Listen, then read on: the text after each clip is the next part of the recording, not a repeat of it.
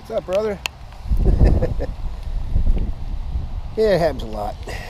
Squirrels, rabbits.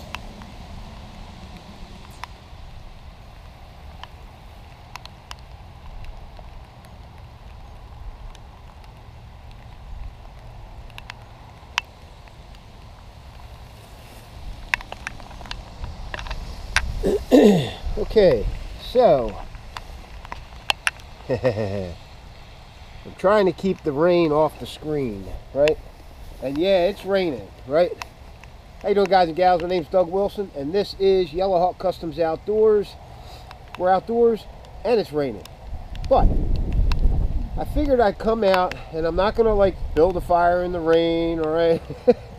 Okay, there's a 1,000 videos on YouTube about building fire in the rain, okay? And right now, the one thing I do not have that would really help me out is a cover, right? Most of the time when somebody's building a fire in the rain, they got a cover over them and it's raining outside, right? It is very, very difficult. You need the perfect conditions, the perfect tinder in order to actually build a fire in the rain, with it raining on your tinder and everything, right? Very difficult. And in a lot of cases, you're going to need one of these, okay? That's why I put them on my sheath system, these live fires. In order to do it with natural materials, you're going to need some type of cover to keep the rain that's coming down off of the area while you're building the fire, okay? You guys stay tuned. We're going to talk about uses of knives in the field. So we'll be right back.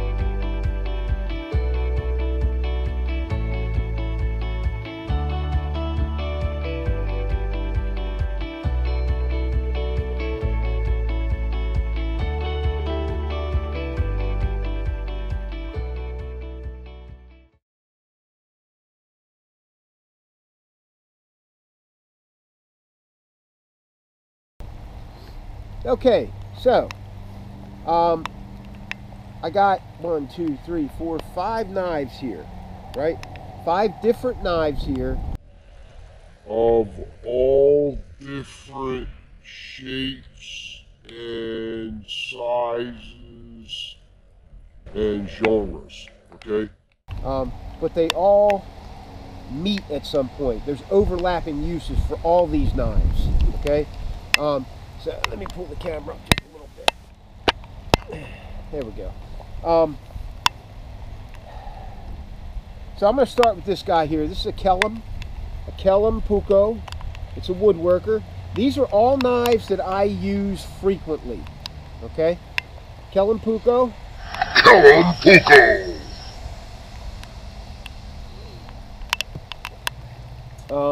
This is the only one I have not used frequently. This is a Brock Knives Horseman, the Living to Learn model, collaboration knife. This is the big one of this group, okay, the bigger knife. It's a little bit bigger than the Delta Whiskey Infinity, okay, but it does not have a choke-up choil. And I'm going to explain why I like choke-up choils, okay. Then we have a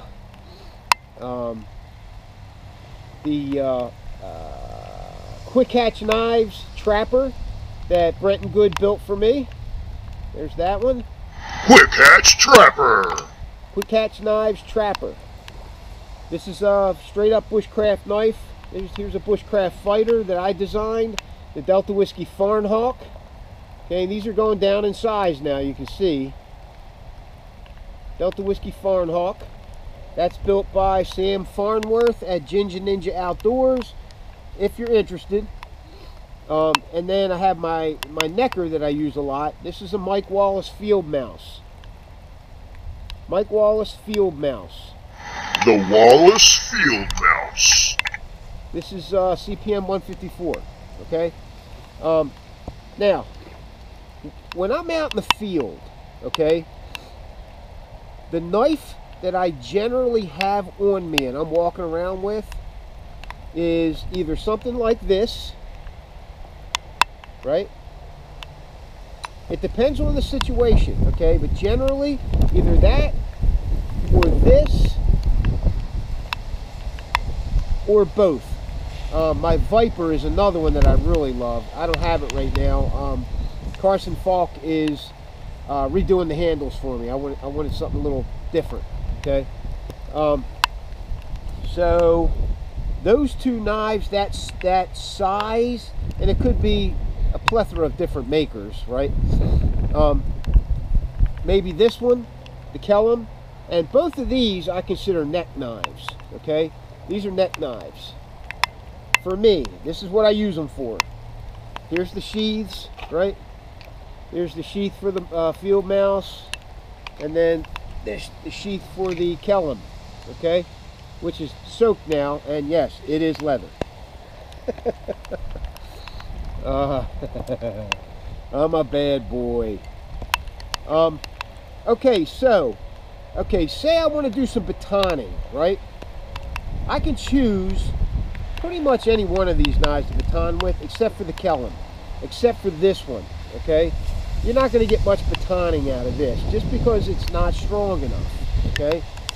I'm going to choose a knife like this, okay?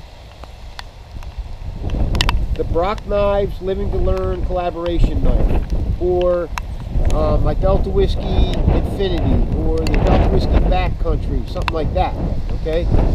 Something that can handle heavy work, right? Now, let me talk about a large knife that does not have a choke-up choil, okay? This Brock Knives Living to Learn knife, it's called the Horseman, is a very nice knife, I have no doubt. And I'm sure Mr. Brock is an extremely nice guy, okay? However, this particular knife does not have a choke-up choil, and I prefer that in a larger EDC in the field, okay? And here's the reason. When I am, say I'm taking a piece of white birch bark, right? And I'm trying to scrape it, right? I'm trying to scrape the bark, right, to get some powder. Now it's raining, right, and I'm trying to scrape the bark. That's a huge hunk of metal and not a whole lot of leverage to work with because there's no choke-up choil, okay? And I'm finding it precarious to use this. I almost feel like I'm going to slip and cut myself, okay? Rather than, let's say, I don't have an Infinity out here.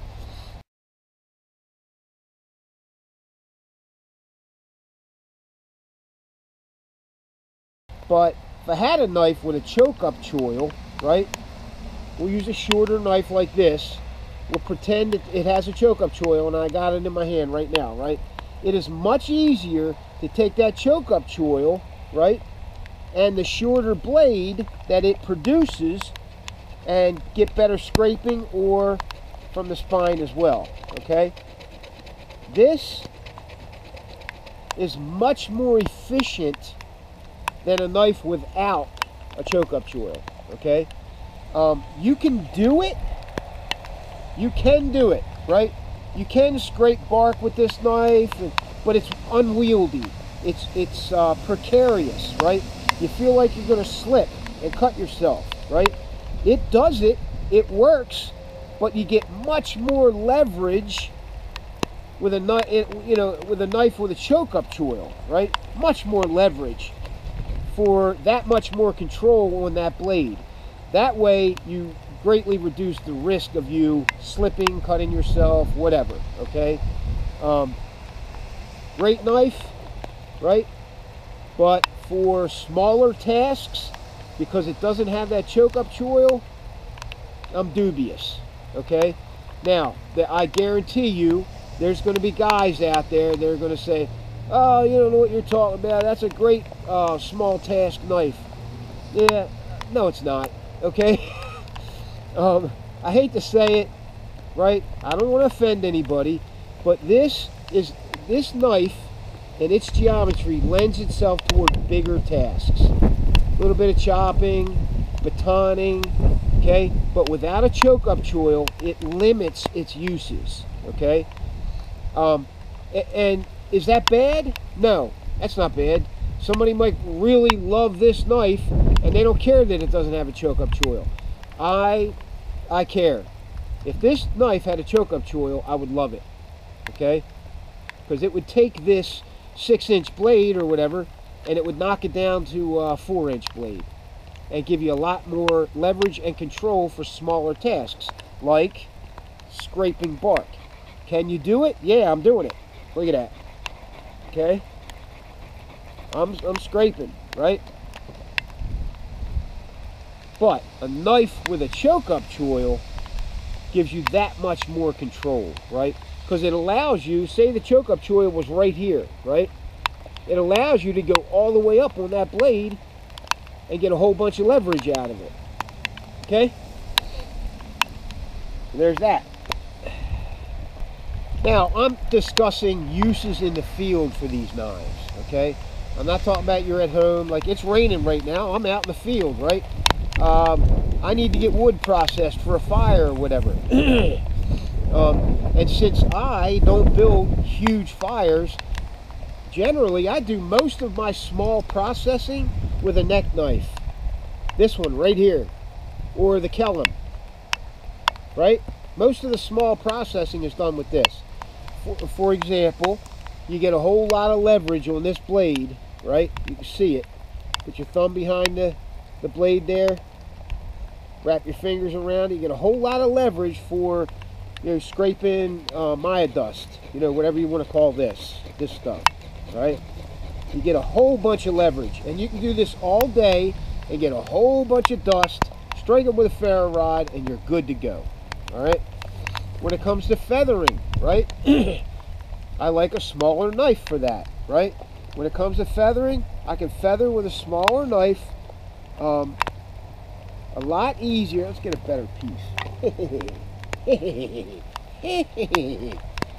Wet wood does not feather very well, but a smaller knife feathers wood a lot easier than a bigger knife does, okay? Because you got more leverage on this knife. Okay? Now, does a bigger knife feather? Sure it will. I can do it, right? It's just more precarious with a bigger knife, okay? You can see how I'm kind of clodding through it, right? It's hard to get the angle because the knife is heavy, you know, that kind of thing, right? All this stuff plays an important part in these smaller woodworking tasks. The more control you have on your blade, the better off you're going to complete that task, okay? The trapper, right? For feathering, this is a great knife for feathering, okay? The way he has the handle designed, you get a lot of leverage on this blade, especially if you put your finger right on the other side and push, right? So when it comes to scraping bark and stuff like that, and like I said, I'll tell you what, every blade scrapes differently too. Depends on how sharp the spine is, what the steel is. I'm telling you, everything makes a difference when it comes to knives and using them in the field. Okay? Great knife. I feel very comfortable using this knife for smaller woodworking tasks, even though it doesn't have a choke-up choil. It doesn't need one. The blade is not that big or heavy. Okay? If it had a choke-up choil, it might make it a little more utilitarian, maybe. These are all preferences. This is just my opinion, okay? Just my opinion about these knives. And this is just 5 knives that I pulled out off of my shelf and brought out here. Knives that I use, okay? All right, so what else we got here? When it comes to the sizes of knives, okay, we all know that a bigger knife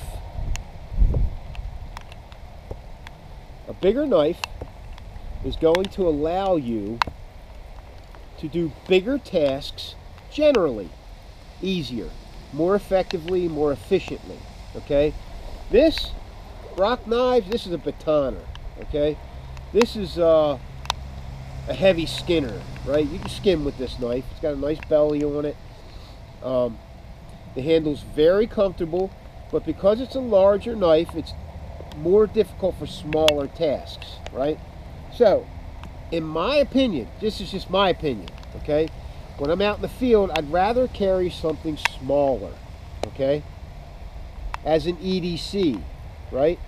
If I'm in a wilderness situation, like I'm deep in the woods and my tools are limited, I would want a knife like this, but I'd want a choke-up choil on it. So I would carry the Delta Whiskey Infinity, right?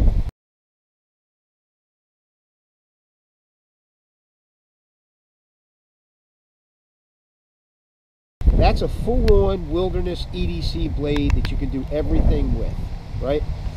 In my opinion, right?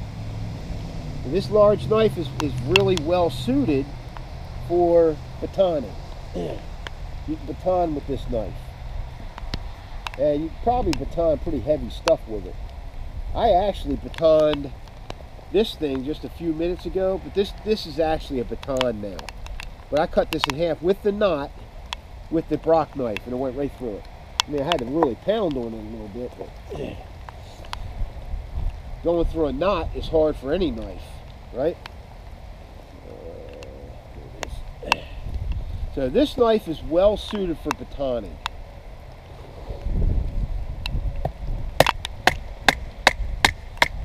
Splits that wood very well, right? Goes right through like butter, and this is seasoned oak, okay? Seasoned oak. I try to use the hardest wood possible for demonstrations like that. Here's another piece. I'm not sure I'd be able to get through this one, but let's try it. I wouldn't try this with any of these other knives, just the Brock, okay? The Brock Horseman. This is the Living to Learn collaboration model, okay? So let's see. I'm only going to take a chunk off the corner, but let's see if we can get through it, okay? I might have to stand up for this one, because this is seasoned oak, all right? 6-inch blade. It's not huge. You got to be careful where you hit it.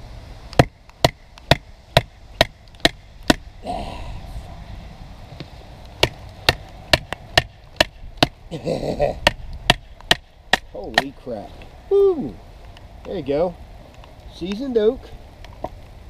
Powered right through that booger. Right? Powered right through it. I got a better baton down here. I made this one out of seasoned oak. So I tell you, sometimes I've had softwood batons that baton better than some hardwood batons do. It's just, I tell you, it's weird. Being out in the field and doing this stuff is, I tell you, a lot of times it's hit or miss. Hit or miss no matter what you got.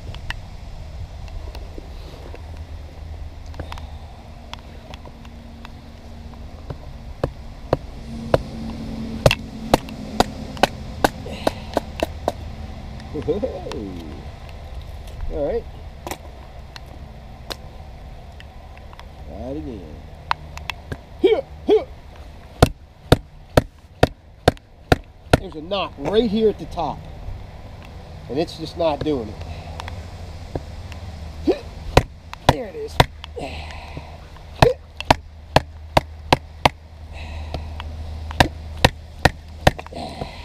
Look, knives are falling off the stump, everything.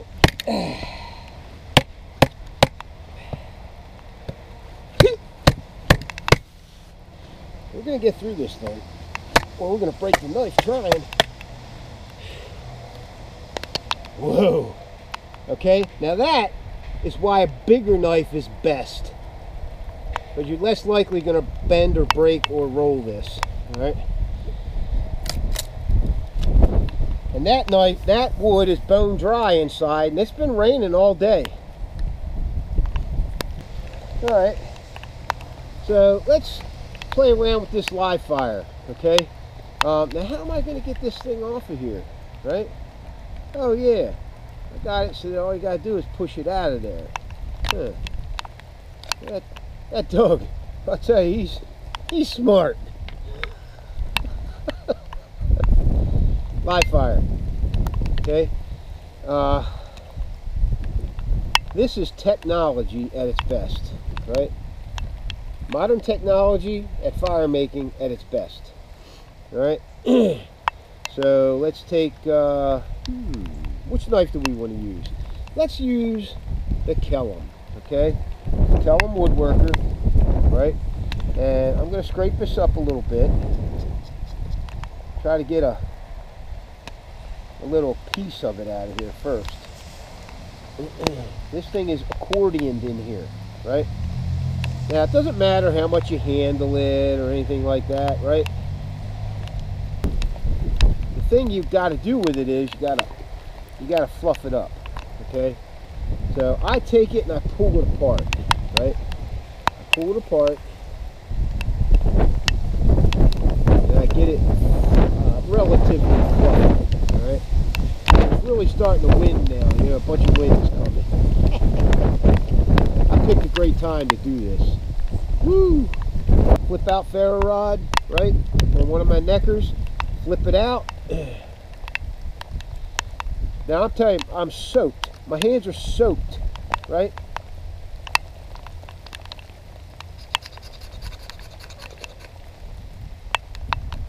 This might not be sharp enough. There it is. Hold on. Let's get it fluffier, right? Fluff it up a little bit more. Now it's totally just raining on my shit here, right? So I'm hoping I can get this lit. Totally raining on my shit.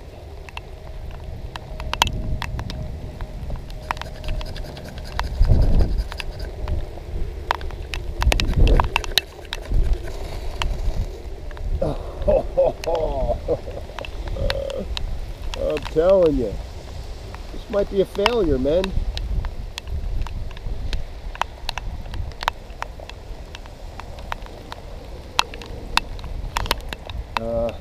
I'm going to switch over to something with a harder spine. I could use a striker, one of my green strikers.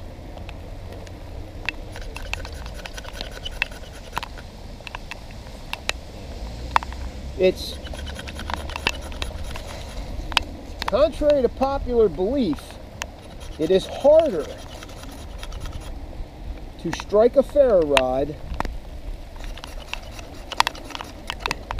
in pouring down rain. Alright? So what I suggest is get some okay, if that didn't do it, nothing's going to. Okay? I might need more live fire. Okay? So what I'm going to do is, this is if you can't get out of the rain. Dry my fingers off a little bit. Every little bit of water that you put on this stuff is going to put you more, more behind the 8 ball here. So let's try this. Okay, I'm going to try to do it while it's in the container. All right.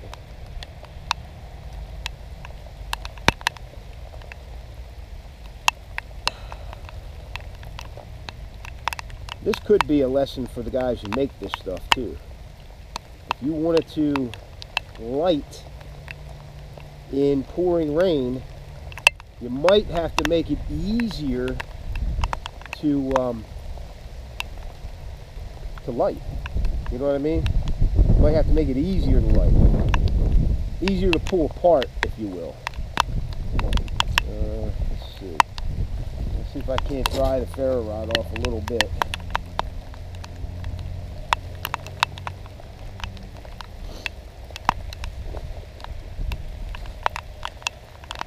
Let's see.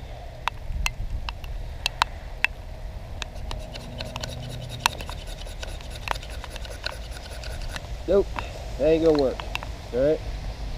I got one more thing I can do.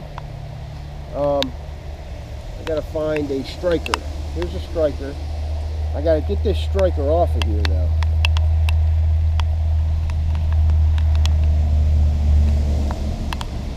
No, I don't. No, I don't. I can use the striker while it's on here. Let me see if this green striker will strike the ferro rod, because these are the best. Nope, not if it's pouring down rain. It's not going to happen. Okay, you have to. If it's pouring down rain on your stuff, you have to get out of the rain. Okay. I mean, I'm trying like hell to get this ferro rod lit, and it ain't working.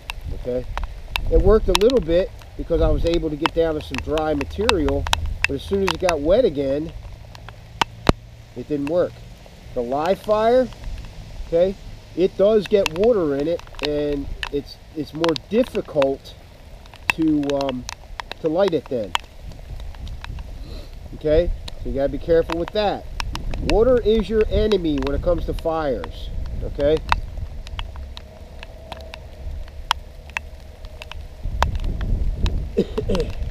So, what we'll do is we'll wait for it to stop raining a little bit, right? And then I can pretty much guarantee we'll be able to get this thing to go, right?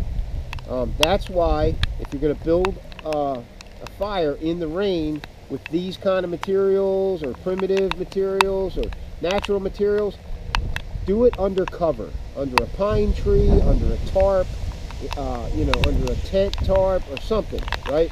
An awning of a house or whatever, okay? This live fire stuff, it's not supposed to get wet, but this is soaked, all right? Of course it's going to get soaked if it's, you know, laying in a puddle of water, but I've seen people throw this in little, you know, buckets of water or whatever, pull it out and then light it, but everything else is dry, right? So I don't know, right? Okay guys, I hope you enjoyed the video. I'm pretty dry underneath the rain gear, but my hands are wet, my ankles are wet, the water's dripping. I got my thing cuffed, see them? And the water's running down. Okay, so this was just a fun exercise in the rain, just to show you different uses for different sized knives, right? And these are just my opinions. The fire thing was just a let's see if we can do it, okay? Everybody knows rain is your enemy if you're trying to build a fire, okay? Now I've built fires in the rain under cover. That's easy to do, right? So I challenge you guys to figure out a way you can do it in pouring rain. Okay? There is a way, right? I want to see if you guys can come up with it. Just put it in the comments, or I'm sure there's several ways, but put it in the comments or do your own video. I challenge everybody out there to do it. Chris Tanner from Prepared Mind 101, Will Myers from Mantis Outdoors, Mitch Mitchell from Living Survival, who else? All of you, right? I challenge you to do it in pouring rain. I don't care, you can use any materials you want, gasoline, but try to make it something you're going to have in the field with you, right? And you're looking around, you say, there's no cover anywhere, I got to get a fire, right?